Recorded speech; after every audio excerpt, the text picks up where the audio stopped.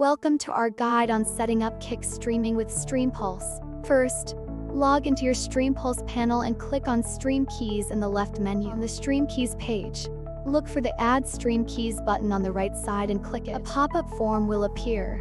This is where we'll enter our Kick streaming details. In the platform drop-down, select Kick. For the key name, you can enter anything you like. Pro tip: if you stream on multiple channels, using a name that references your Kick channel can be helpful later on. Now we need to fill in the RTMP URL and key fields. We'll get these from our Kick account. Let's head over to Kick. Click on your profile in the top right, then select Settings. In the Settings menu, choose Stream Key on the left. Here you'll find your RTMP URL and stream key. Copy these and paste them into the corresponding fields in StreamPulse. With all fields filled, click Save.